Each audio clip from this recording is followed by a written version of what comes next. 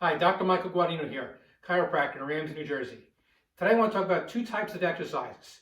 Both are antagonistic of each other. There's flexion exercises and extension exercises. Flexion involves the bending forward. Extension involves going backwards. These range of motion exercises are important for people who've got chronic problems and sometimes acute problems in their lower back.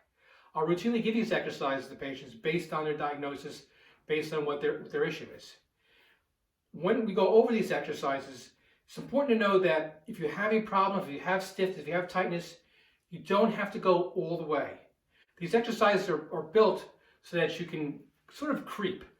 Do what you can. And as each time you do them, the next time, the time after that, you may improve the range of motion.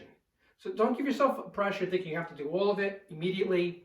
Work through the exercises and work through the problems that you have. The flexion exercises are mostly named after a doctor by the name of Williams. The extension exercises are based on a doctor named McKenzie. Each school of thought actually is competitive with each other, and they kind of sometimes fight or disagree. I like to take the best of both sides and combine them and use them for what is best for the patients.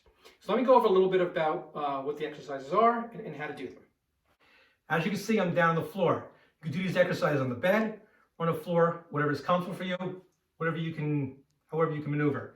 I do have a soft yoga mat down here on the floor, and if you're doing them on the floor, I suggest you do something soft. We're going to start first with the flexion exercises. There are 3 aspects. There are 7 parts to the Williams flexion exercises, but I recommend 3 of them. The first one is lying on your back with your knees bent, soles of the feet flat on the bed or on the floor. Head back. What you want to do is bring the small of your back flat. So I'm going to bring my small of my back flat against the floor. Doing this brings the pelvis forward and creates a small flexion. Hold for a count of 5 and relax. I recommend my patients do this 10 times. Again, small the back flat. Let's get a flexion here, count to 5 and bring it back. Second aspect, you lay flat, feet straight, and you want to bring your knee to your chest or as close to your chest as you possibly can. So grab it. Bring it towards your chest. Hold it for a count of 5. Bring it down. Take the other side. Bring that towards your chest. Hold it for a count of 5. Bring that down. I recommend you try to do 10 on either side. Last aspect is you bring the knees together. Bring them up together as close to the chest as you can. Don't force anything. Hold that for a count of 5. And bring that down. One more time. You bring both legs together as best you can towards your chest. Hold that for a count of 5. And then bring that down. Those are 3 aspects of the flexion exercises of the Williams exercises. Okay, now the next part are the extension exercises. McKenzie talked a lot about extension being important for the disc. And what in theory is what it's supposed to do is help take that disc, move that middle part, the nucleus part, more towards the center. I do give this exercise out for my disc patients, especially the ones on the DRX 9000. It's actually one of the first exercises I give them based on those theories. So the first thing we want to do is we want to lay face down. We did flexion before, now we're going to do extension. So do extension, we have to lay face down. Again, I'm on the floor. A lot of times patients who've got disc problems cannot get on the floor. So if you can do this on the bed, that would be fine.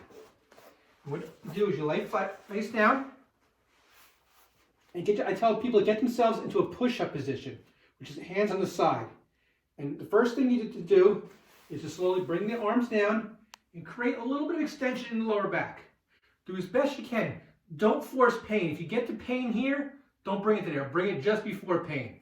So you want to not enter that pain zone. You want to do just prior to the pain zone. Hold that for a count of 5. Bring that down. Bring it back up again. Hold for the count of 5. Now, if it's easy, if you can get to that, if you can get full extension with your elbows down, which is like this, all the way down, then you can bring the hands down and begin doing almost like a push-up and bring your back into full extension. Hold this for the count of 5, and then bring it back down. You want to start face down, get onto the elbows, create a little bit of extension, do as much extension as you can without pain. Hold that for 5 and bring it down. If it's easy, slide the hands under and bring even more extension. Bring full extension. Hold that for a count of 5. Again, I ask my patients to try to do that 10 times. Do as best you can.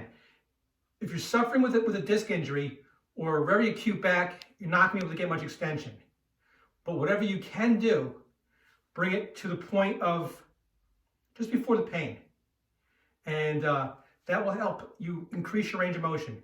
The key thing here is a lot of times with disc injuries and all kinds of back problems, you have usually some bit of range of motion depending on how bad the injury is. You don't want to lose that bit of range of motion. So you want to go through those ranges of motion to preserve them. Then the next goal is to increase your range of motion. So like I talked about at the beginning of the video, you start with some creep. You can do a little bit. The next visit you might be able to do a little more. And the next time you do it even a little bit more. And you continue to work and work and work. And use this as part of your rehabilitation. Again, this is Dr. Guadagnino. If you have any questions, please feel free to email me at drmguad@gmail.com. Information will be below. And good luck getting better. And any questions, feel free to contact me. Thank you.